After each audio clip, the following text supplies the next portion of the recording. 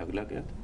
اور دوسرا حصہ وہ یہ کہہ رہی تھیں کہ اگر تو آپ یہ دعویٰ کرتے ہیں یا کہتے ہیں کہ مرزا صاحب جو ہیں وہ اسی طرح امت محمدیہ کے مسیح بن کے آئے ہیں جس طرح سے کہ موسوی امت کے مسیح جو ہیں عیسیٰ علیہ السلام آئے تھے، تو ان کی نئی شریعت ان کی نئی شریعت کیوں نہیں ہے؟ تمام بریلوی، تمام دیوبندی، تمام اہل حدیث، تمام اہل سنت، تمام اہل تشیع اس بات پہ اعتقاد رکھتے ہیں کہ ان بشارات کے مطابق ہماری امت میں جو مسیح نبی اللہ آئے گا وہ اسلام کی شریعت لے کر آئے گا، اسلام کی خدمت اور اسلام کی تبلیغ کرنے آئے گا، نہ کہ اسلام کے سوا کسی جداگانہ شریعت کی تبلیغ کرنے آئے گا۔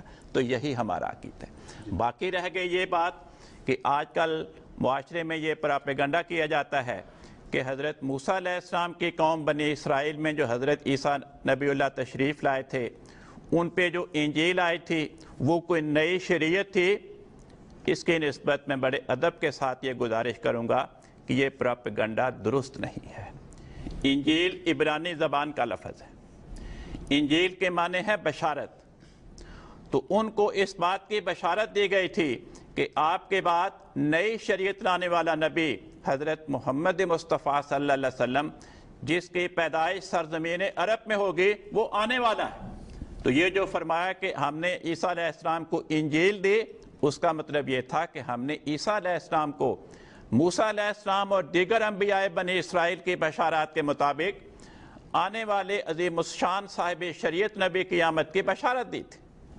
چنانچہ قرآن کریم فرماتا ہے اِنَّا أَنزَلْنَا التَّوْرَاةَ، ہم نے تورات نازل کی، یہ سورۃ مائدہ کی آیت ہے۔ فرمایا فیہا ھدی و نور، اس تورات میں ہدایت بھی تھی، اس تورات میں خدا کا نور بھی تھا، یعنی وہ تورات تحریف و تبدل کا شکار نہیں ہوئی تھی۔ پھر کیا ہوا؟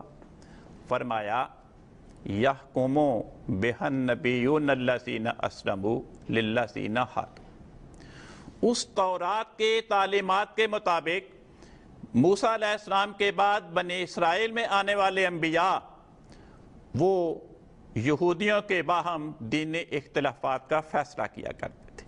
یہ مضمون بیان کرنے کے بعد اگلے آیت میں فرمایا وَقَفَّيْنَا عَلَىٰ آثَارِهِمْ بِعِیسَىٰ ابْنِ مَرْیَمَ، تورات کے تبلیغ کرنے والے انبیاء کے نقش قدم پر، تورات کی تعلیمات کے مطابق بنی اسرائیل کے دینی اختلافات کا فیصلہ کرنے کے لیے آنے والے انبیاء کے نقش قدم پر ہم نے عیسیٰ ابن مریم کو بھیجا۔ تو یہ نہیں کہا کہ عیسیٰ ابن مریم کو نئی شریعت لے کر آئے تھے، بلکہ فرمایا نہیں، تورات کے تبلیغ کرنے والے انبیاء بنی اسرائیل کے نقش قدم پہ آئے تھے۔ جس طرح وہ تورات کے مبلغ تھے، حضرت عیسیٰ علیہ السلام بھی تورات کے مبلغ تھے۔ چنانچہ دیکھیں قرآن کریم نے کہیں نہیں فرمایا کہ حضرت عیسیٰ علیہ السلام نے دنیا کو یہ کہا ہو کہ میں نئی شریعت لے کر آیا ہوں، بلکہ ان کی طرف سے اعلان یہ کیا گیا قَدْ جِئْتُکُم بِالْحِکْمَةِ، اے بنی اسرائیل میں تمہارے پاس حکمت لے کر آیا ہوں۔ یہ نہیں فرمایا کہ جِئْتُکُم بِالشَّرِیعَةِ الْجَدِیدَةِ کہ میں تمہارے پاس نئی شریعت لے کر آیا ہوں۔ آج دیکھیں دنیا میں مسیحی فرقے موجود ہیں، 100 سے زائد فرقے ہیں ان کے، بات بات پہ اختلاف ہے۔ ان میں سے کوئی فرقہ بھی یہ نہیں کہتا کہ حضرت مسیح علیہ السلام نے کوئی نئی شریعت پیش کی تھی یا انجیل کو نئی شریعت ہے۔ جی دیکھیے اس کو ایک اور اینگل سے بھی ہمارے بھائیوں کو یہ آج کل بڑا زور دیتے ہیں، انجیل اگر کوئی شریعت کی کتاب ہے تو انجیل کے نام تو ذرا غور فرما لیں، کوئی یوحنا کی انجیل ہے، کوئی لوکا کی انجیل ہے، متی کی انجیل ہے، اس میں عیسیٰ علیہ السلام کی انجیل کون سی ہے، خدا کی انجیل کون سی ہے؟ تو جن کتابوں کو یہ شریعت کی کتابیں کہہ رہے ہیں وہ تو ان کے صحابہ سے منسوب ہیں، اور بعض تو یعنی حواری جو ہیں، اور بعض حواری بھی، مثلا لوکا کے بارے میں تو کہا جاتا ہے کہ وہ حواری نہیں ہیں۔ تو جو حواری نہیں ہیں وہ ایک کتاب لکھ رہے ہیں تو اس کو یہ لوگ شریعت کی کتاب کہتے ہیں، جن کی وہ کتاب ہے وہ تو شریعت کو لعنت مانتے ہیں۔ خود پولوس کا بیان ہے کہ شریعت ایک لعنت ہے، نہ وہ مانیں نہ ان کی کتابیں یہ بیان کریں، اور آج کل مولویوں نے زبردستی ان کو شرعی نبی یا صاحب شریعت نبی بنانے پہ زور دیا ہوا، صرف ہماری مخالفت کی وجہ سے۔ بلکہ بنی اسرائیل کا تذکرہ کرتے ہوئے اللہ تعالیٰ فرماتا ہے قرآن پاک میں من قبل ہی کتاب موسیٰ اماما و رحمتا، کہ قرآن کریم کے نزول سے پہلے موسیٰ کی کتاب رہنما تھی۔